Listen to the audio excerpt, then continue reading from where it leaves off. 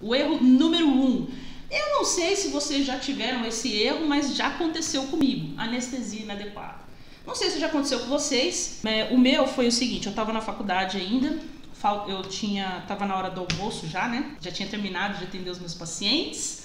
Tava arrumando minhas coisinhas para comer, para almoçar, porque depois à tarde tinha aula teórica. Aí chega, sabe aquela moça da clínica, aquela senhorinha assim, boazinha, que sempre quer arrumar um dentista para atender uma pessoa que está nesse estado. Então, aquela pessoa chegou pra mim com cara de gato do xereque. Então, doutora, tem uma moça aí que ela tá morrendo de dor. Isso assim, gente, tipo, já tinha passado 10 minutos, né, do horário de fechar a clínica. Será que você não pode abrir o dente dela? Porque ela tá com muita dor, ela é aqui da faculdade, né, ela é aluna da faculdade. Não dá pra você quebrar esse galho pra mim?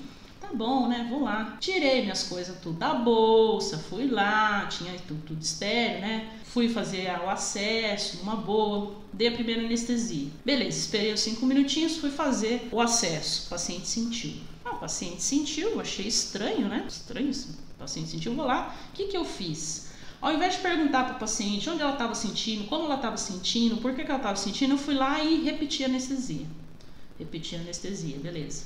Daqui a pouco a paciente está sentindo de novo. Aí eu dei uma terceira anestesia. A paciente estava sentindo de novo. Eu abri no frio, né? E deu uma intrapulpar. Aí a paciente parou de sentir. Porém, deu probleminha. Porque o que aconteceu? Aquelas múltiplas, eu acho que eu cheguei a fazer 3 vezes. Minto, 3 vezes, tá, gente? Cheguei a fazer 3 vezes a mesma anestesia. E aí o que aconteceu? Eu não consegui acertar o NAI, porque era um molar posterior, inferior, né? Se eu não me engano, era um 36. Era só para fazer o acesso, porque depois ela ia fazer ainda com outra pessoa. Então, não conseguia fazer o acesso de jeito nenhum. Repeti 3 vezes o procedimento, então aqui eu tinha colocado certo. Repeti 3 vezes o procedimento. E o que aconteceu? A paciente chegou no outro dia para falar com o professor da clínica que ela não estava sentindo a língua. Então, nessas múltiplas punções que eu dei, eu lesionei o nervo lingual na hora que eu estava fazendo a punção. Aí o professor me chamou, conversou comigo, falou que a paciente teve parestesia. Eu me senti muito mal, porque, poxa, eu estava no começo da faculdade, eu queria fazer um favor, nem era minha paciente. E eu fiquei mal, que a menina ficou com parestesia. Aí ele conversou comigo, ele falou assim, olha, você fez isso por falta de conhecimento. Foi falta de conhecimento. Você não deve ter acertado a região da punção. E eu tô falando isso pra você, Bianca, você é uma boa dentista. Estuda a parte de anatomia, que você vai buscar o caminho, você vai entender o que aconteceu. E eu entendi, eu realmente estava fazendo a punção no lugar errado. E fazendo essa punção no lugar errado, não estava chegando no nervo alveolar inferior, que é o que anestesiaria a polpa do dente. A língua do paciente estava dormente, porque chegou no nervo lingual. Mas eu tinha que ter botado o bicel um pouco mais para posterior para poder pegar o NAI. E eu não fiz isso. Então, só a partir do momento que eu tive essa dor, eu tive esse problema, aí eu conversei com o professor, a gente tratou a parestesia dela, ela sarou sem problema nenhum, né? A gente fez junto o tratamento, fez o acompanhamento, mas esse erro me fez estudar tudo sobre a anatomia de novo, me fez buscar. E aí, gente, eu comecei a descobrir várias coisas, por exemplo, sobre o plexo nervoso, que eu vou mostrar aqui para vocês. Quando vocês estiverem errando alguma coisa, primeira coisa, não ignore a experiência. Não está dando certo? Alguma coisa você não está fazendo da maneira como deveria ser feita. Ou o paciente tem alguma variação anatômica, de repente você precisa variar um pouco o ponto de punção, a forma como você está fazendo a anestesia, ou o paciente não está abrindo totalmente a boca, alguma coisa está errada que você precisa prestar atenção para poder repetir, se você for repetir. Não repita de forma robótica, digamos assim, né? Não repita exatamente o mesmo erro que você cometeu da outra vez, né? Tenta fazer um pouquinho diferente. Então, o que acontece muitas vezes? A gente estuda para fazer a parte de anestesia e desconsidera a parte prática, né? O próprio Malamed fala que essa anestesia é uma anestesia que você vai acertar em torno de 80% das vezes. Tem uns 20%. E se a gente for ver 20%, você atender 10 pacientes por dia, 20% é muita coisa. São 2 pacientes que não vão anestesiar. Então é bastante coisa. Só que ele fala isso e para por aí. Só que assim, gente, a gente não pode ser uma pessoa conformada. A gente tem que buscar o porquê disso. E aí eu comecei a ler um pouco mais sobre plexo nervoso. Eu descobri que existem alguns outros nervos que participam daquela região de procepção, de sensação dolorosa, que normalmente a gente não está acostumado a pensar neles, a bloquear eles. E são importantes para que o paciente não sinta dor. Esse caso foi um caso em que eu realmente errei o ponto de punção. Mas tem casos, por exemplo, que você vai fazer extração, não é só o NAI que você tem que bloquear. Você tem que bloquear o bucal, porque o bucal, ele inerva toda a região vestibular ali do tecido. Você tem que bloquear o lingual, porque o lingual, ele inerva toda a parte de gengiva ali da lingual. Então, na hora que você for fazer afastamento, se não tiver anestesiado, o paciente vai sentir dor. Então, eu comecei a entender como é que funcionam essas coisas e eu fui buscando as respostas.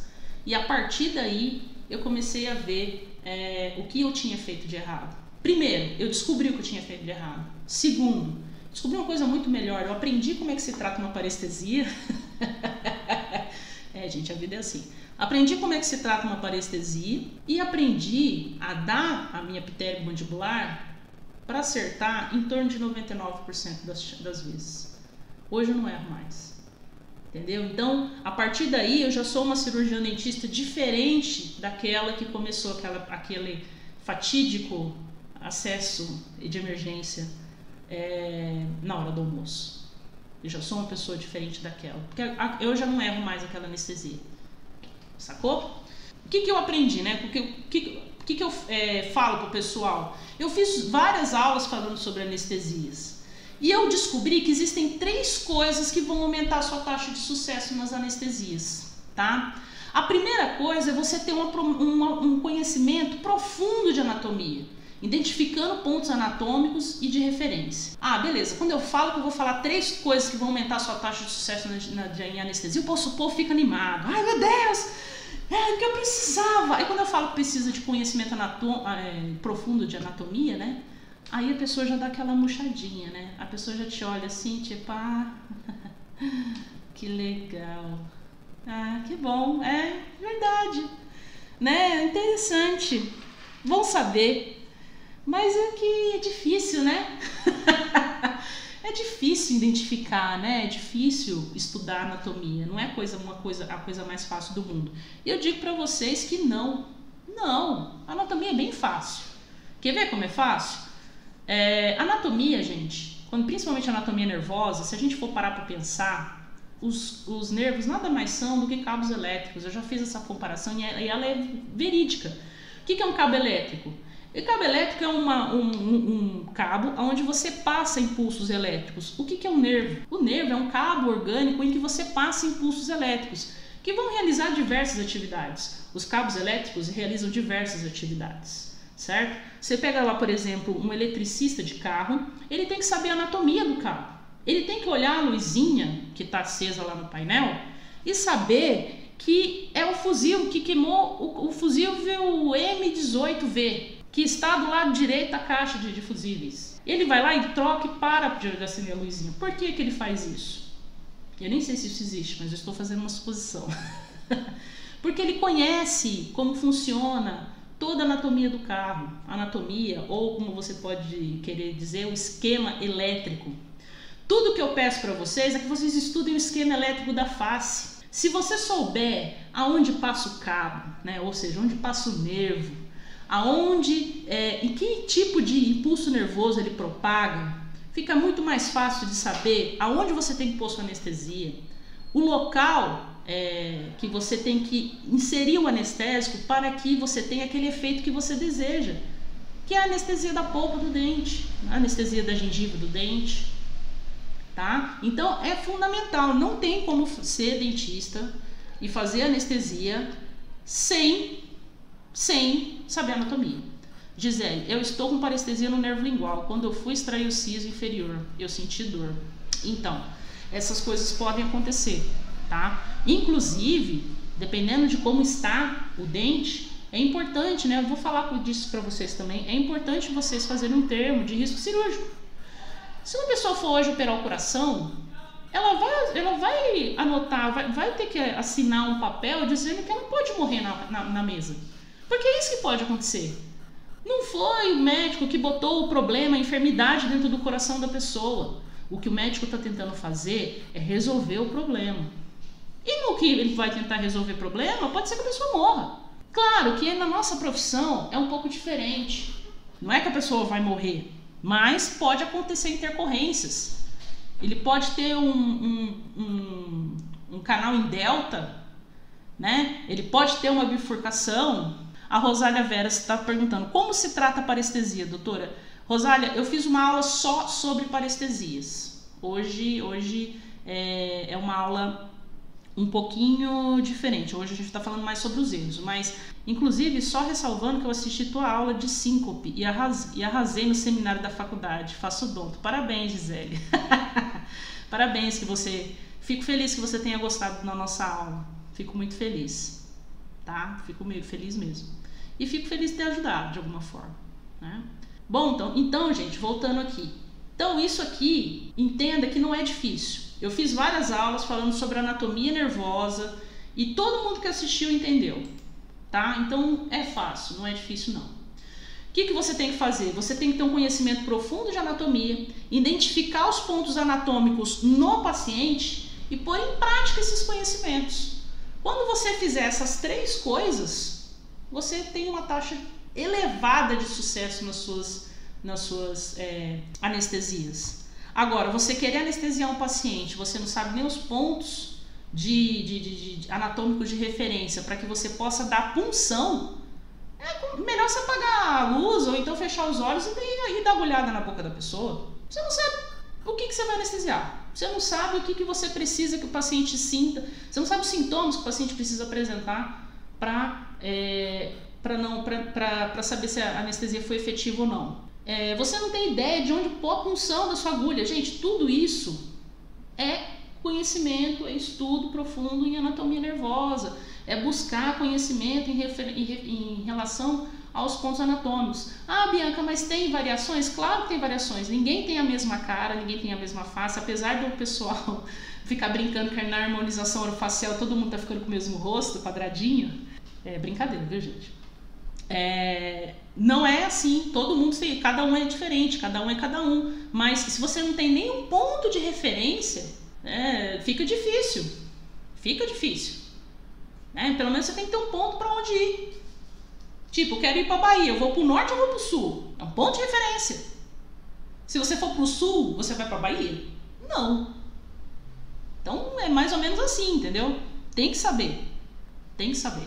Então, gente, para bloqueio, né? Só para constar, para você fazer o bloqueio do nervo alveolar inferior, você precisa desligar alguns cabos, né? Para você fazer um bom bloqueio, um bloqueio efetivo do NAI, você precisa bloquear o nervo alveolar inferior, como você está vendo aqui na figura. Quem tiver no YouTube, gente, a gente está dando uma aula, no Instagram, a gente está dando uma aula no YouTube. Aí no YouTube você tem as imagens, tá? Como vocês podem ver aqui, o nervo mandibular, ele entra aqui, ó, na mandíbula, e ele vai sofrer uma bifurcação. Então você vai ter o nervo bucal, o nervo lingual e o nervo alveolar inferior. O nervo alveolar inferior, como vocês podem perceber, é o mais posterior desses nervos. Aonde estava o meu erro? Eu estava indo com agulha. Primeiro o seguinte, gente, eu estava fazendo essa anestesia com agulha curta. Já babou por aí, né? Porque você vai ter que enfiar quase que a agulha inteira para poder chegar lá. Afinal, o nervo alveolar inferior ele está mais posterior. Eu chegava com a agulha mais ou menos até aqui, ó. Mais ou menos até aqui nessa região. Eu não conseguia aprofundar para que o anestésico chegasse no local adequado. Que era a polpa do dente que eu queria que anestesiasse. Então, nessa situação, você precisa saber onde está mais ou menos, né? Ter um rumo, né? Como eu falei, ter uma referência. Então, você vai dar anestesia um pouquinho mais posterior. Tem a técnica pterygomandibular, que eu já passei para vocês como é que faz. Você põe aqui o dedo no bordo interior da mandíbula, você faz a média, né, até a região ali daquele feixe fibroso da ráfida palatina ali, divide em 4 e faz 3/4 daquela distância o ponto de punção. Você vai fazer o ponto de punção, vai dar um pouquinho do anestésico, mais ou menos, 1/3 a metade do tubete. O que você está fazendo? Você está fazendo o bloqueio do nervo lingual. Aí você vai recuar um pouquinho a sua agulha, vai até a região de pré e vai aprofundar novamente. O que você está fazendo dessa forma? Você está aprofundando e está chegando mais posterior. Está tentando fazer o bloqueio do NAI. Bloqueio do nervo alveolar inferior. E o bucal, Bianca? O bucal, gente, é a segunda punção. Você vai tirar a agulha e vai dar uma anestesia ali na distal do segundo molar. Você dando essa anestesia na distal do segundo molar, você bloqueia os 3. Como é que você sabe que bloqueou os 3? O lingual, bordo lateral da língua vai estar anestesiado, você desligou aquele nervo, beleza?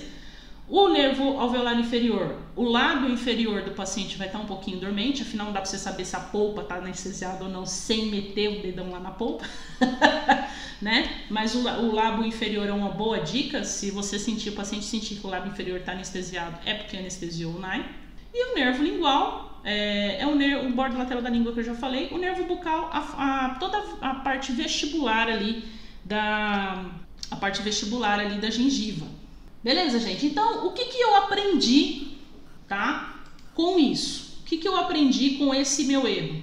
A observar mais meus erros de forma profunda, sempre buscando aonde realmente eu errei. Porque às vezes a gente erra e fala, deixa isso pra lá, não vou querer saber disso não. Senta, pega o seu erro, fica olhando lá pra ele. Não com aquela dor, mas com um olhar de análise. Né? Eu descobri onde eu errei. 2 por 3 vezes eu fiz a punção de forma errada. Fazendo a punção de forma errada, não cheguei na inervação que eu precisava bloquear. Vocês acham que eu vou errar de novo? É mais difícil, concorda? Porque se eu sei o que eu errei, analisei, entendi o meu erro, eu aprendi com ele. E aí eu já sou um pouquinho melhor do que eu era antes.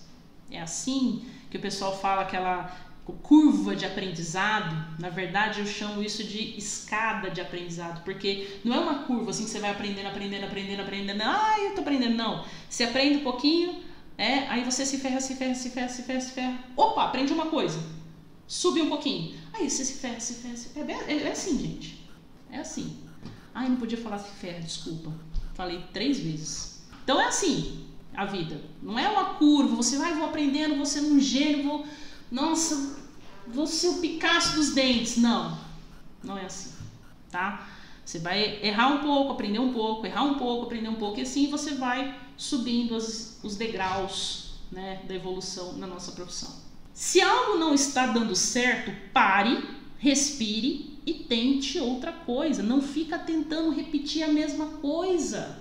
É que nem uma vez eu vi um menino falar, doutor, eu fui tentar fazer incisão, aí eu me desesperei, aí eu comecei a cortar mais do que eu deveria. Eu falei assim, calma, você já fez uma incisão, calma, respira, pega o seu descolador, vê se essa incisão foi suficiente, se ela atingiu a região de periósteo, descola primeiro, não fica retalhando o tecido, e fica mais difícil depois para você fazer sutura. Né? Então, não fica repetindo, batendo na tecla ali, né? Pô, você não está conseguindo luxar o dente? Para, olha e respira. Observa o seu dente. Às vezes você vai precisar fazer osteotomia, às vezes você vai precisar fazer odontodissecção. Não fica batendo, dando murro em ponta de faca. Seja inteligente, poxa. Você é inteligente, mas seja. Né? Não deixa o nervoso, o estresse dominar você. Não, quem tem que dominar a sua cirurgia é o cirurgião. E o cirurgião, ele tem resiliência, né? Apesar de tudo estar explodindo ao redor dele, ele mantém a calma, porque o mais importante de tudo ali é o paciente. É resolver o problema do paciente.